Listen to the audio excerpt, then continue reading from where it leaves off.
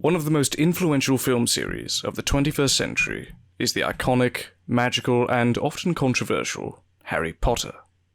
Now, I'm sure this statement isn't too provocative to a lot of you, unless you happen to have very strong opinions about a certain author of the series, but putting all of that aside for a second, Harry Potter and its world has had a significant impact on many of us. It's probably an irrefutable fact that, for the people in my generation who pretty much grew up in the early 2000s, watching Harry Potter is a surefire way of getting you to remember the good old days, when the internet was young, and the most controversial thing in your world was whether or not you could fit 100 songs into your crappy little iPod. I personally had the little one that you could strap onto your backpack, because I was just cool that way. In any case, Harry Potter is without a doubt a staple of modern culture. As a British person, it's practically ingratiated into the core of every primary school in the country. If you wore glasses, your nickname was probably Four-Eyed Potter, or Wizard Boy, or Snivelous Greasy, or something to that effect. But what I really want to get into, and what really fascinates me about this franchise, is the magic of its films. Now, I understand that a load of people are going to comment, but hey, the books are much better than the films, and yes, I understand that, but that isn't what this video is about, mate. Not to mention, I do thoroughly enjoy the films. Yes, The Lord of the Rings and Game of Thrones exist, but Harry Potter also deserves praise in its own right.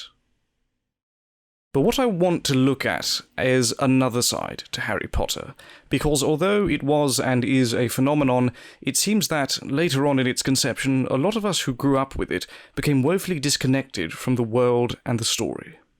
This degradation comes in many forms, and I'll explain my reasoning for this later, but for now I want to look and to appreciate the beauty of Harry Potter, the real adolescent magic which birthed it. And luckily, I don't think the world of Harry Potter was ever more magical than in Harry's first 4 years of going to Hogwarts. My name is Kyle, and I hope you enjoy the rest of the video.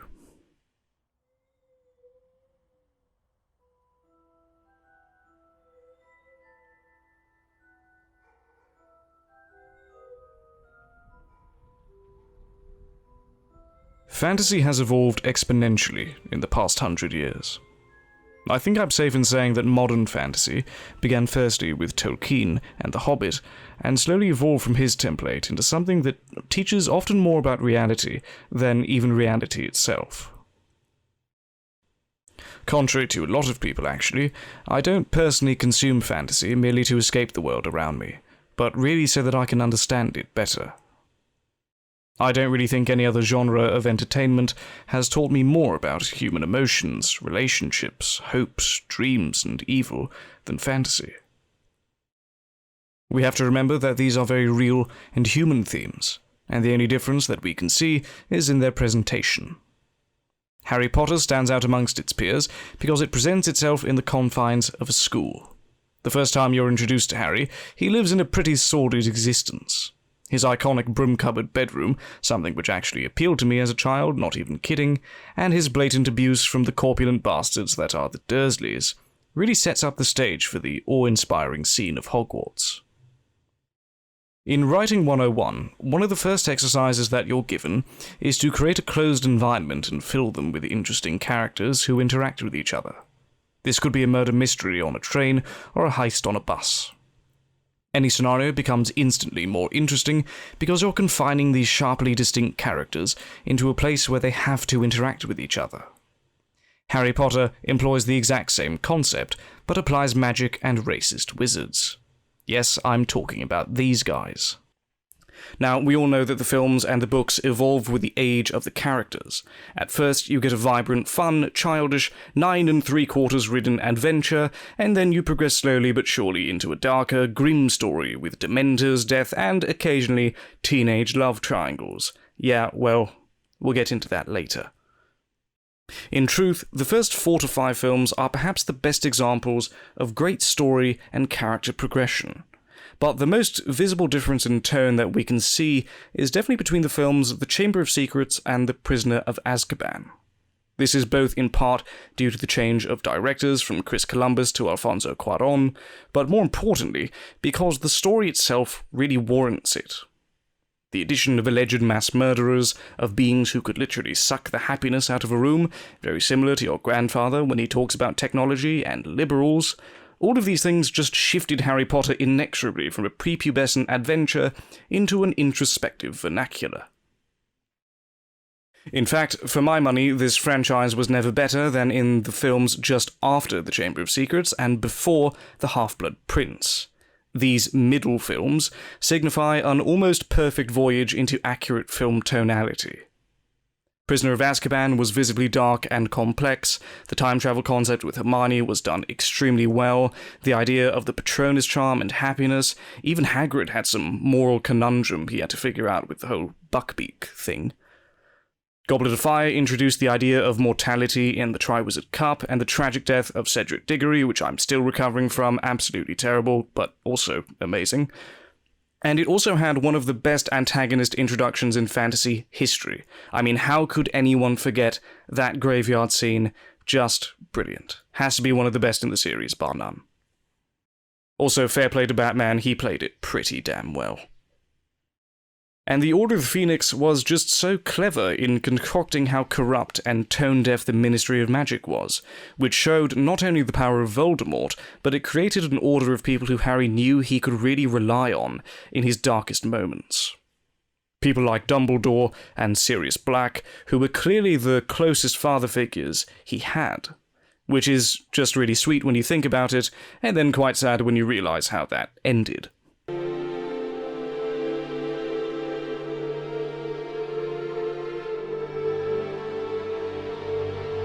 But the magic had to end at some point. The symbolic end of the balance of the middle films is captivated perfectly by Hermione's last line in The Goblet of Fire.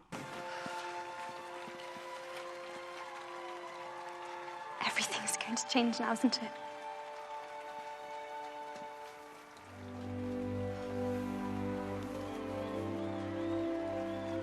Yes. For some odd reason, the films after Order of the Phoenix just felt to me as if they were drastically congested with a bunch of, well, fluff. In the middle films, love and romance, for example, was present. It existed at key points in the story which signified character development. That is a good use of romance, because it makes sense with the overarching story and makes the characters more interesting. But the whole teen romance aspect of Harry Potter never felt like an imposition in those films like they did in the later ones. The best example I can find of this is probably in the most horrific injustice done in this entire series, and that is in the absolute tragedy that became of the character of Ron Weasley. Now, Ron always felt like the heart of the series. He was a bit slow, but was always there for his friends. Whenever Harry needed him, he always got him out of a pinch, like when he literally stole his family car just to break Harry out of his house. But in the later films, his character made a complete 180. He got insatiably jealous of Harry. He started loathing him for his fame and exceptional magical proficiency, so much so that he made this non-existent narrative in his head that Hermione actually loved Harry, or Harry loved Hermione. I don't even remember which one it was, really. But obviously that just wasn't the case. And this insecurity completely derails the story and just felt, in my opinion, somewhat unnecessary. In fact, a lot of the romance in the later films felt honestly like useless filler. The later films, especially The Half-Blood Prince, focused heavily on uninteresting love triangle conflicts, which could have been written better by a 14-year-old fanfiction writer. I mean, did anyone really understand what a Horcrux was when we first heard about them? When I heard about them, I was like, oh yeah, Horcrux. I love horses. Brilliant, son. We're going to get to see some centaurs. Is that what will somehow, win the war against the Death Eaters? Just an army of centaurs? Actually, someone write that down, that sounds pretty brilliant. But no, what we got instead was a bunch of jewels that I guess Voldemort kissed or something, and now it's a part of him. And they have to be destroyed. And they're at, different parts of the world. I'm sorry, this sounds like a bloody Assassin's Creed game. Yeah, can't wait to have another trailing mission in Godric's Hollow. Oh, brilliant, Ezio. The little information that we obtained of probably the most important items in the world just fell on confused ears, because we were too caught up in one of Ron's idiotic breakup cycles or Hermione's inevitable reaction to them. Like this guy, who looks like the third long-lost Winklevoss brother, who clearly dropped out of Harvard to pursue his lifelong passion of being an absolute douche.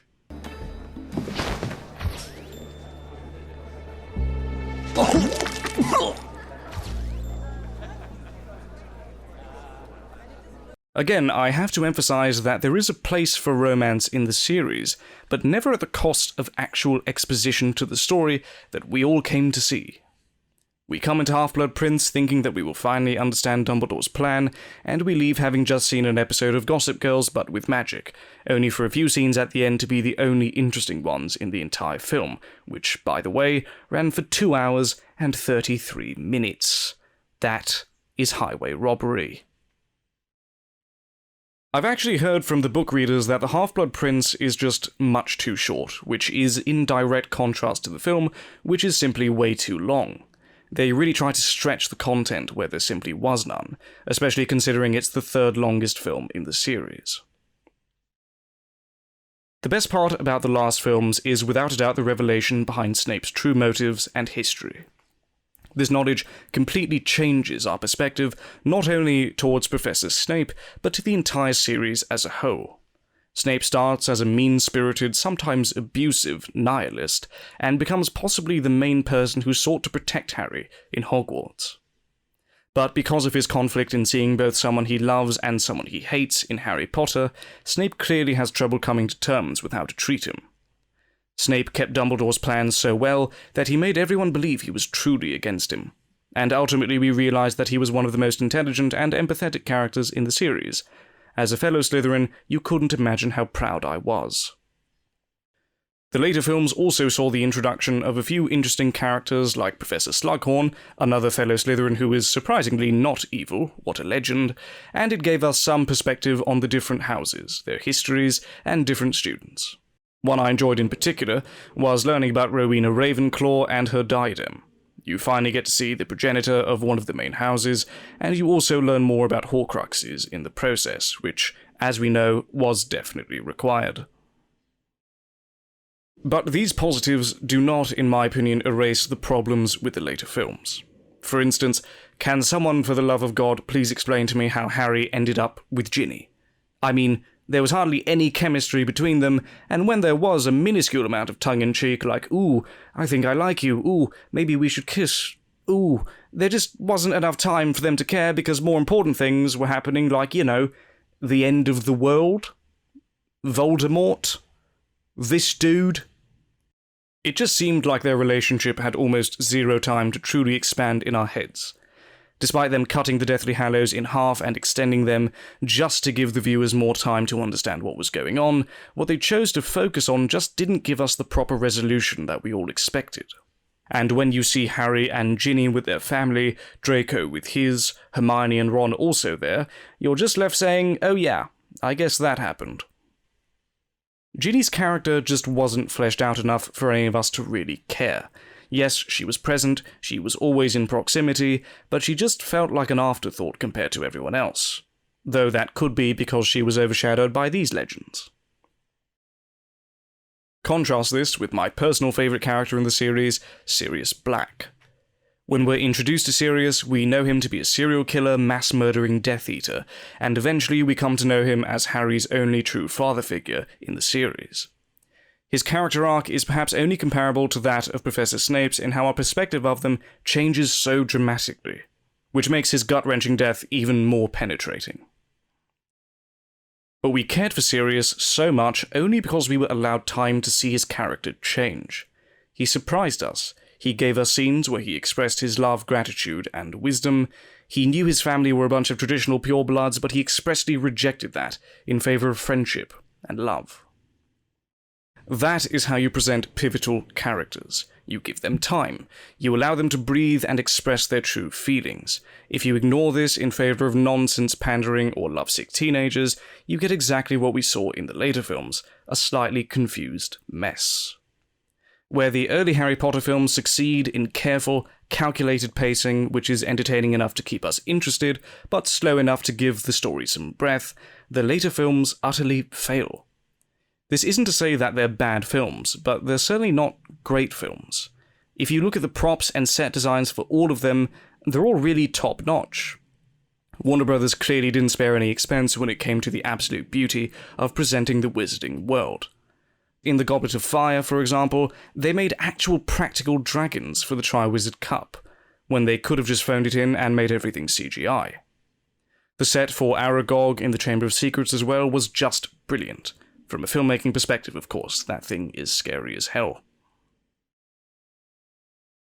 Ultimately, there is much to love about Harry Potter, but there's also much to learn from as well. As the new video game Hogwarts Legacy comes out, we're clearly still entranced by this world, despite its few controversies and failures.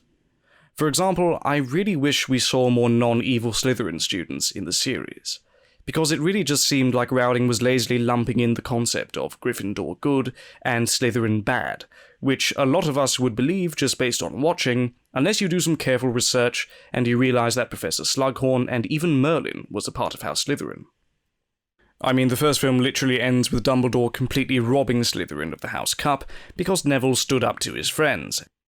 Imagine you're a student who worked hard all year, won the Quidditch Cup, did well in school, and earned points, all for bloody Neville Longbottom and his jammies to win them the House Cup.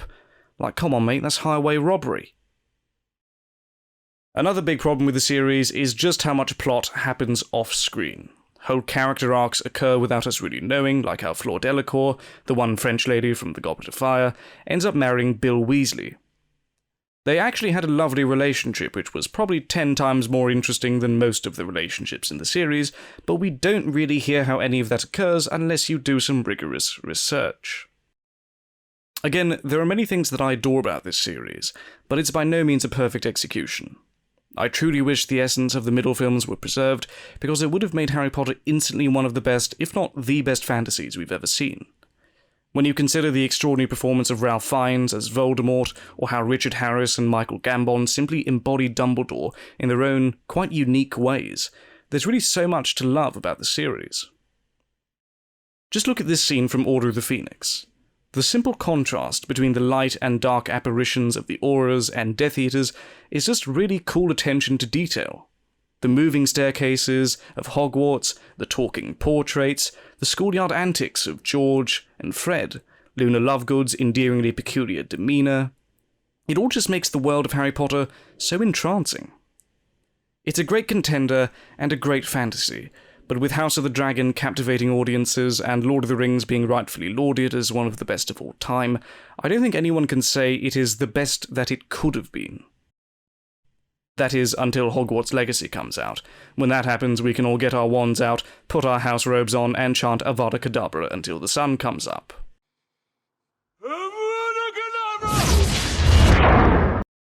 It's important to mention at the end of this video that I do not condone the political views of J.K. Rowling, and nothing presented in this video essay is an expression of affirmation to any of her views. This is merely an examination in writing and world-building, and I have no desire to push any agenda on anyone.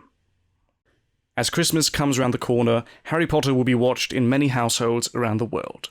It's certainly a Christmas tradition in my house to watch Harry Potter, and I truly hope that this video helps in giving you a better understanding of the series, and an appreciation for good fantasy and good writing. Have a happy Christmas. My name is Kyle. You've been lovely. I'll see you.